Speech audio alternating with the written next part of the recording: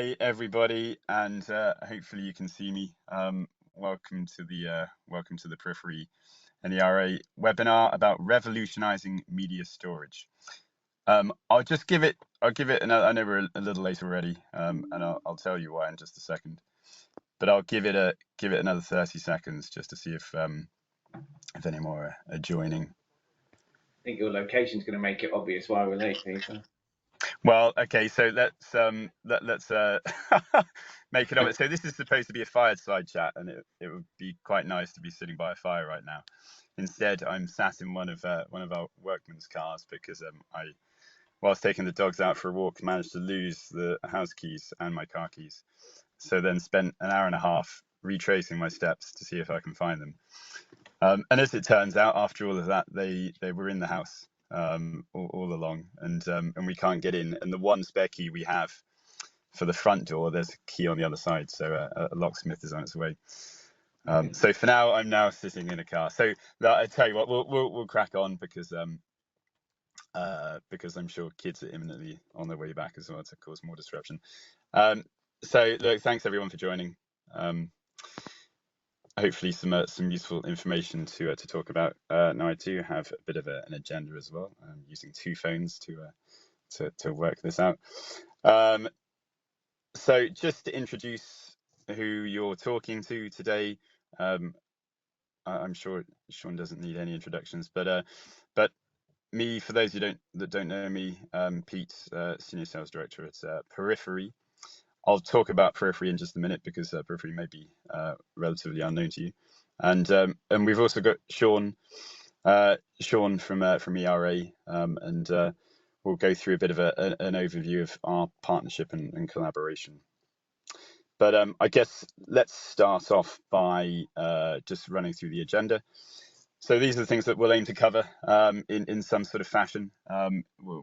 We may go off topic, but in the large, we've got a few things that we want to run through, and there's a Q&A session at the end that we can answer any questions that you might have. But we'll just run through who we are, how the partnership started, and sort of the vision and the goals for the collaboration, bit of technical overview of how it's all deployed and how it's commercially offered, and then how the joint solution addresses the industry challenges.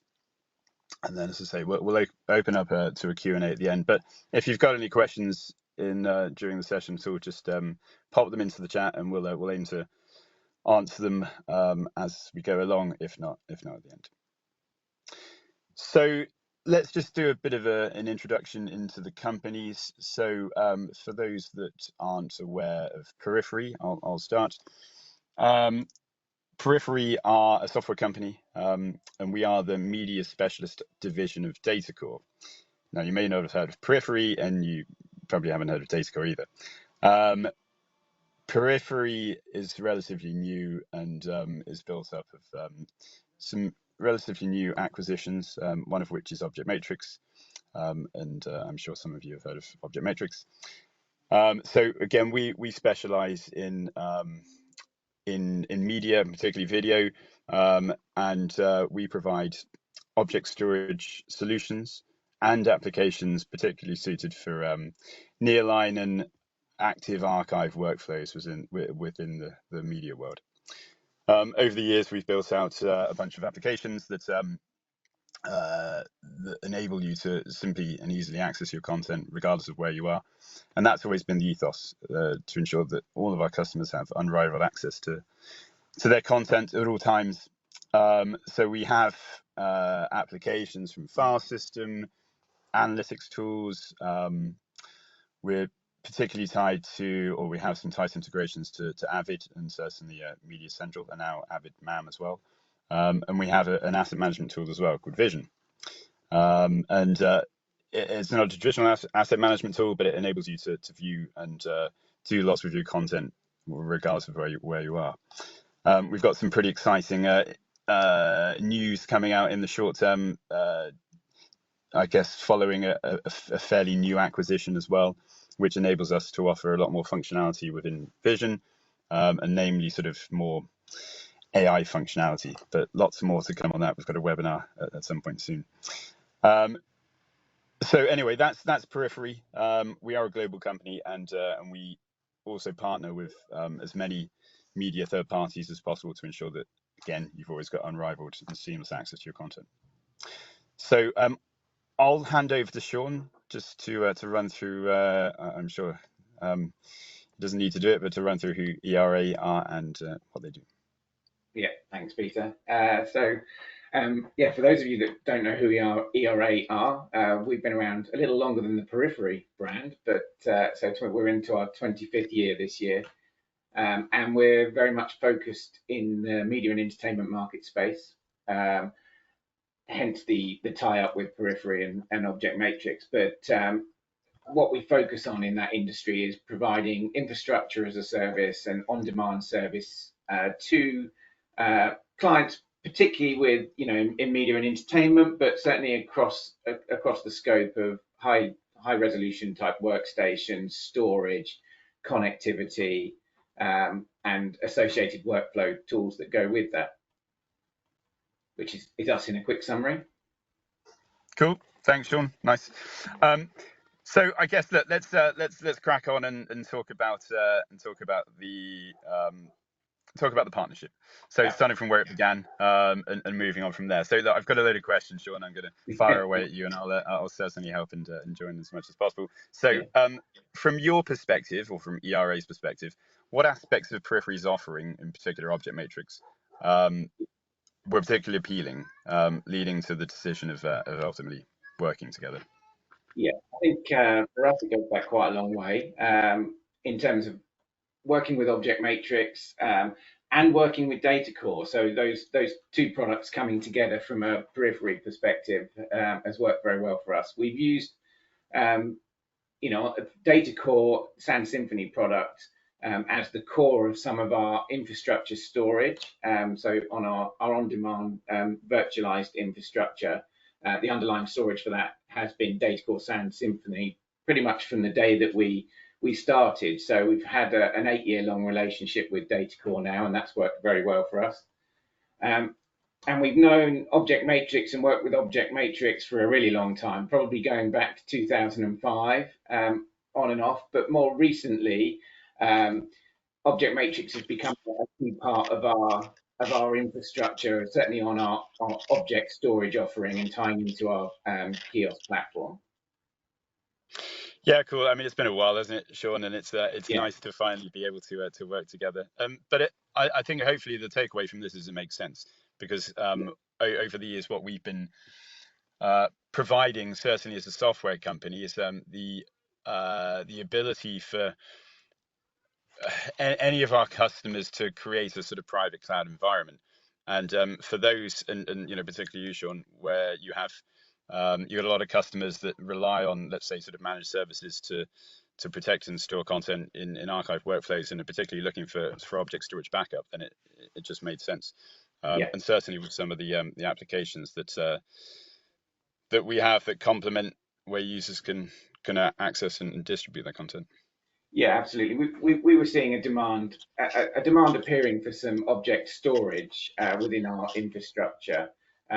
From our media marketplace, we've had our Coeus platform running for a number of years now, and Object Matrix made complete sense. The media tie-ins from an Object Matrix perspective, using the Vision interface and the Avid tie-ins, were really neat for us as a way into our archive platform, as well as being able to deliver that object storage.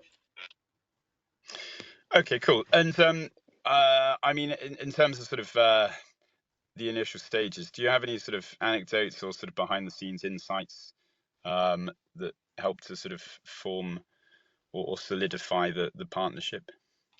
Yeah, I mean, the obvious ones were people from that perspective, and then industry awareness from both companies. I think we both focus within the media and entertainment as our primary marketplace. So a great understanding and a great relationships from our perspective between the two companies, and the understanding of the industry that we're going over, or we're working into, I should say. And then the tools that have been developed, as I say, I've just alluded to it a moment ago, but the tools that have been developed that go alongside the object storage and object matrix, from our perspective, added massive value to what we offer.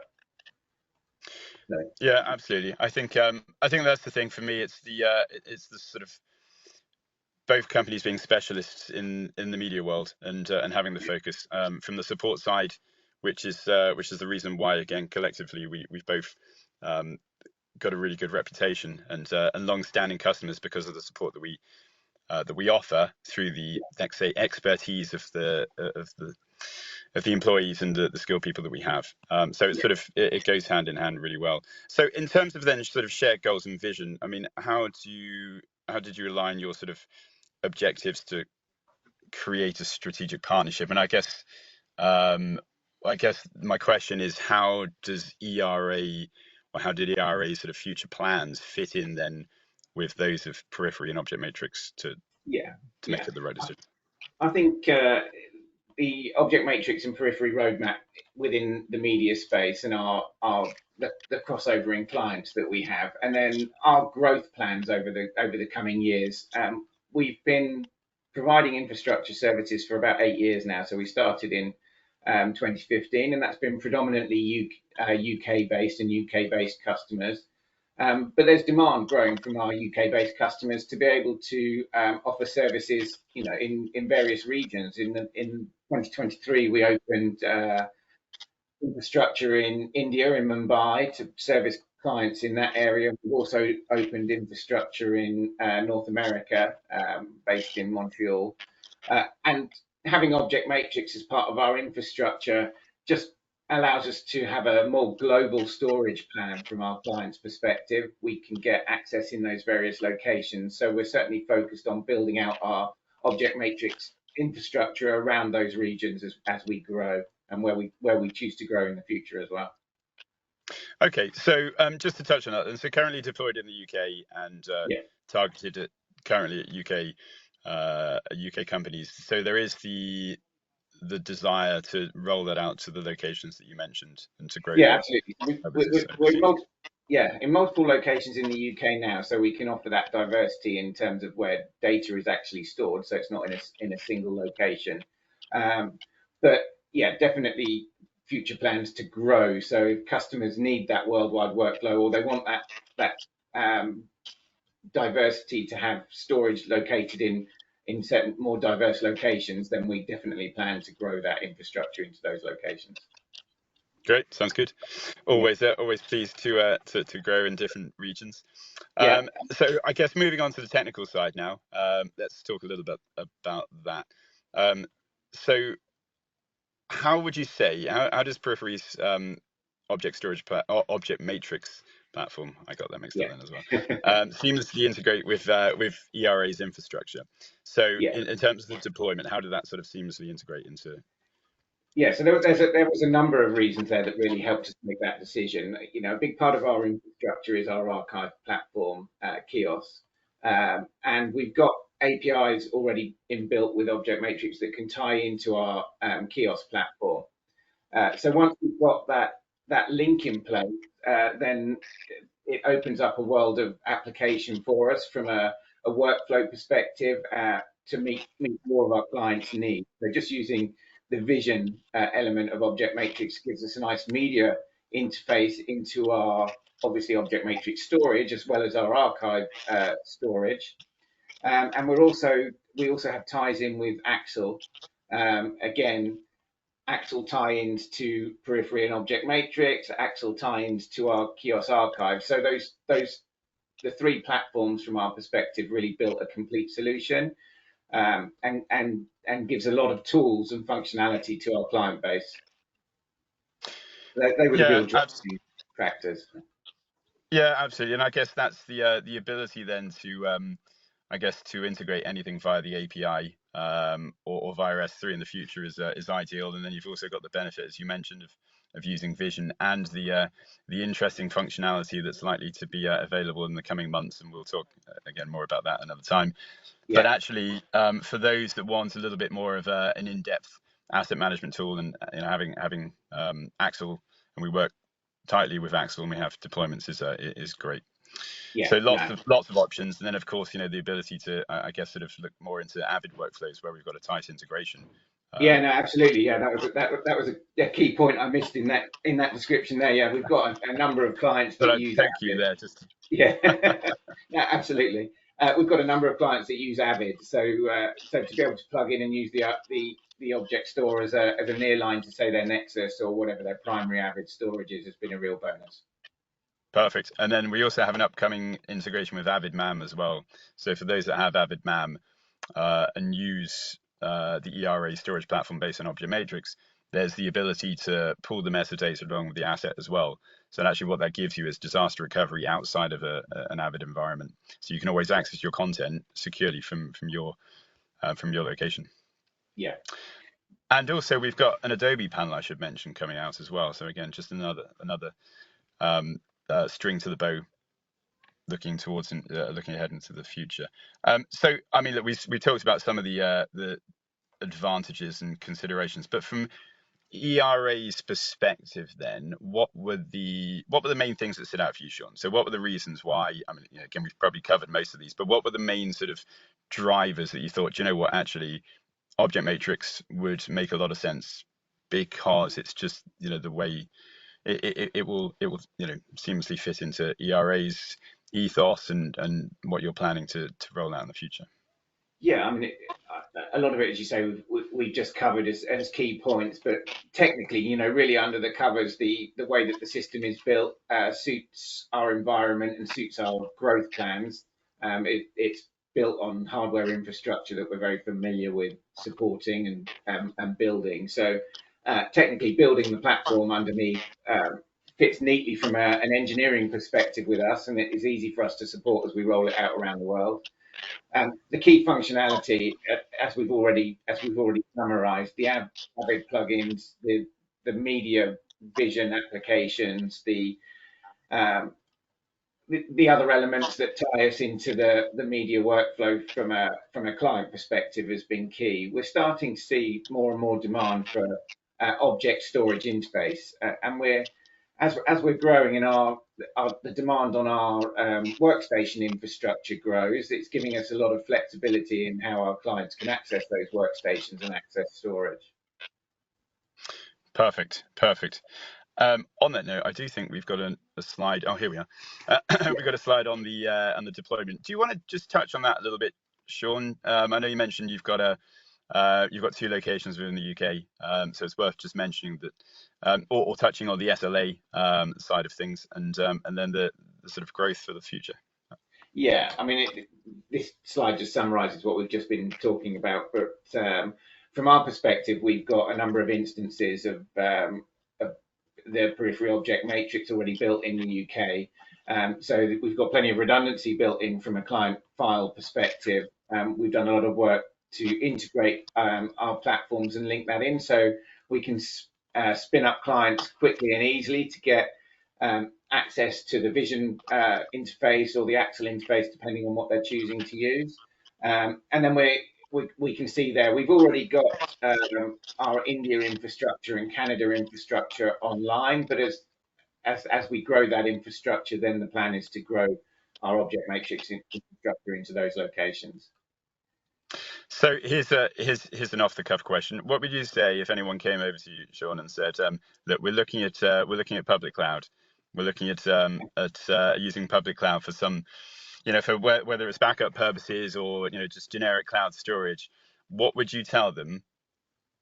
What would you say to encourage them to use ERA's service and stuff? Staying away from cost. You can touch on cost as well. I love to talk about that. Yeah, no, I mean, cost is a headline from our perspective. That's the I would say the easy win from our perspective, but the predictable cost more than just cost. When we put our solutions together, we build those solutions and tend to give a price, which if it's a per month price, what we quote is what you'll pay, and you get a very definite invoice at the end of that period that says I've used 1 terabyte of object storage. We don't have hidden costs like ingress and egress costs. So simplicity is a big point from our perspective. then clearly, the tools that come with it we're back to the tools again, is a real differentiator from our perspective in using the system.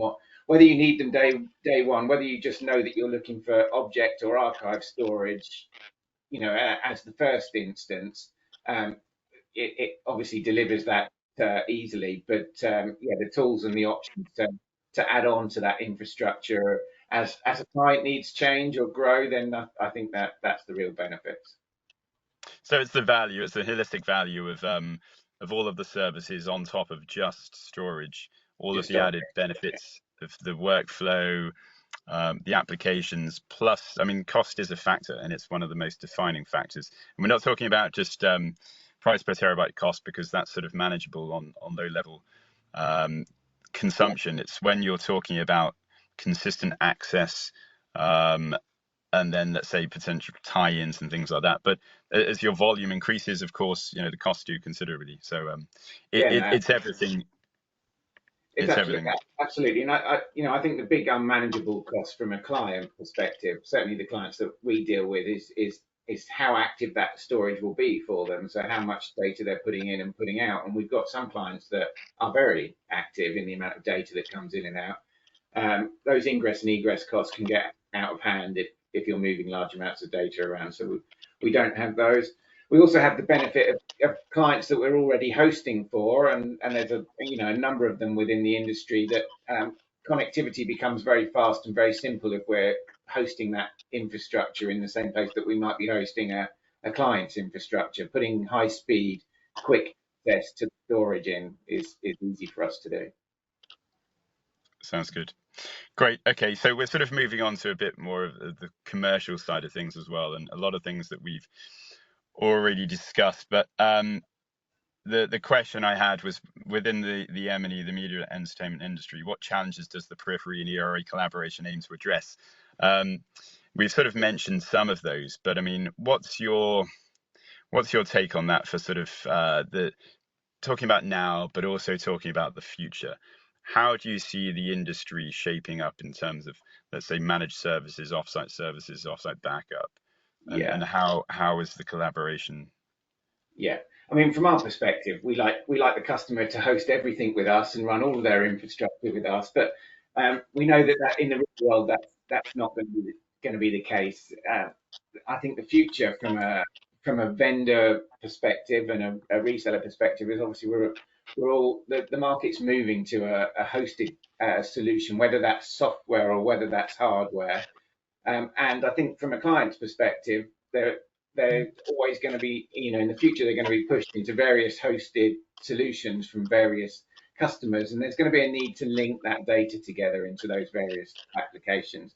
So it's been important for us to build a reliable storage infrastructure that we can quickly and easily allow customers that aren't sitting in our hosted environment, that need access to that, whether that be on a point-to-point connection to AWS or whether that be across the internet, easy access. So I think we'll see more, object store interfaces appearing in our application layer, well, not in ours, in the general application layer, from vendors. So I think it's going to be essential to have object storage as part of our offering. And again, as we've already talked about, the bells and whistles over the top of it just really add that value. The benefits really do, absolutely. So I mean, essentially, what you're providing is a cloud-based service, but without all of the problems and challenges that come with using cloud services that we've already touched on. Yeah. Just because somebody might be thinking this, in terms of a couple of further questions I have, in terms of the network. So let's say we have somebody that's interested in looking at using the services you have. What sort of Yeah. network connectivity is possible? Um, Obviously, if they're hosting with us already or using some of our services already, then connectivity has probably been thought about. And then once they're internal with us, they can connect at high speed, probably reasonably unlimited certainly in tens of gigabits. From our infrastructure perspective, there isn't really a limitation. So I mean, there is a physical limitation, but it's probably more than the client will have on their end. We have multiple 10 gigabit internet circuits coming into our object storage infrastructure, so we can provision high bandwidth connections as needed.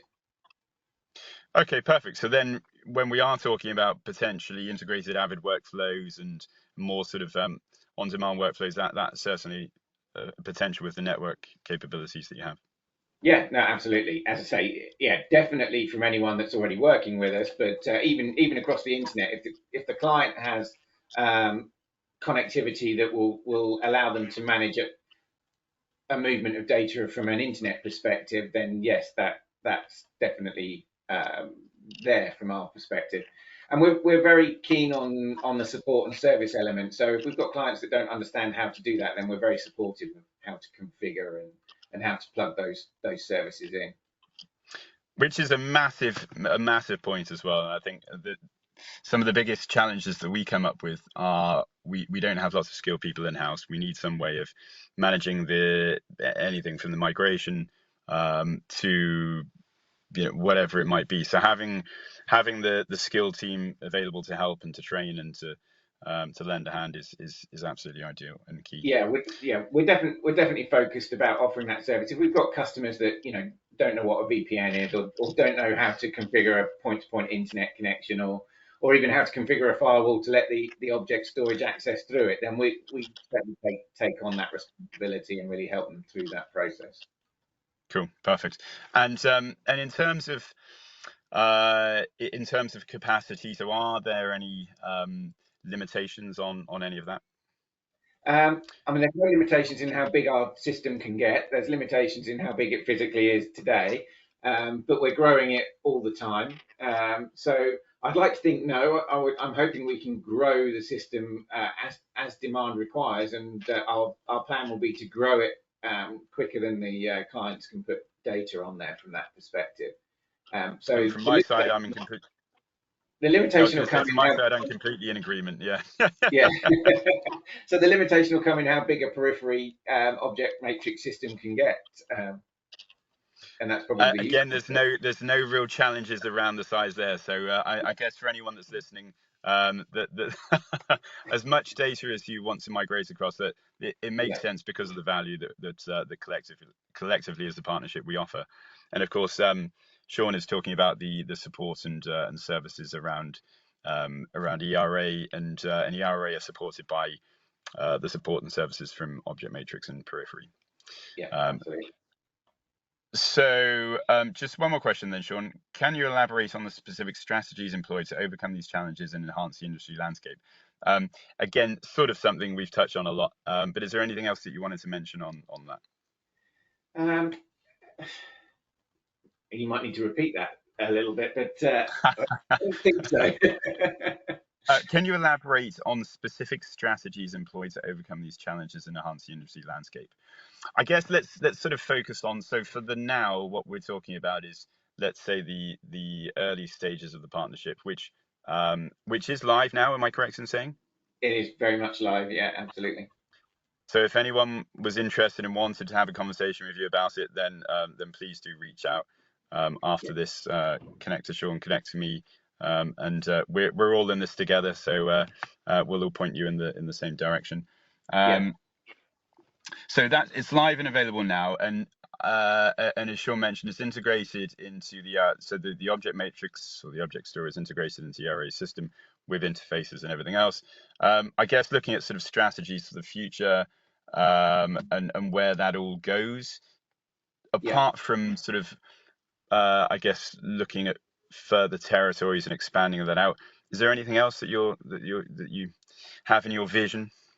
It's becoming as I've already touched on, it's becoming a big part of our, our archive system that we already offer as a service. I think we've got vendors that we're working with already that have got key tie-ins, and some of the decisions we've made over the last 12 months around partners. It's for us best of breed into the market that we're working within, and some of the tools that the vendors are developing, and that includes Axle and Periphery, are sort of the key add-ons for us as we grow.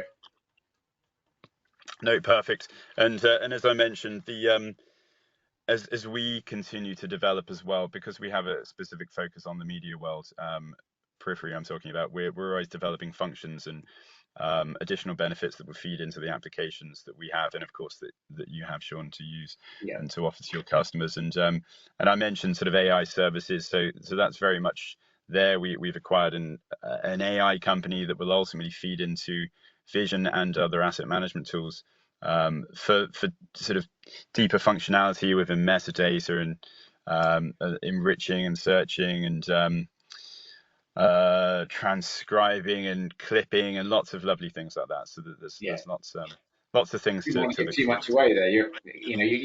You've got another announcement around AI, haven't you? to. It's hard to keep that one quiet. Yeah. Everybody wants to talk about that, so it is challenging. Yeah. On that note, then I think we've probably covered lots. Are there any questions from anyone? Let's see if there's any in the chat. I don't know whether they are. There's none in there at the moment. Feel free to ask a question if you have any. Otherwise, I'm assuming, Sean, that we've done pretty well and covered most of the We've covered everything. Yeah, absolutely. most of the things we wanted to. Well, whilst we wait to see if anyone's got anything else to add, there is a press release which is knocking around somewhere. It's on the Perifery website, and I'm sure it's on ERA's website as well. Yeah.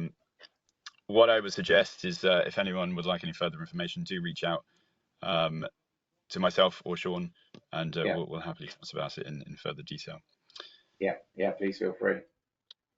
Anything else you would like to add, Sean, before we wrap up? No, just thanks.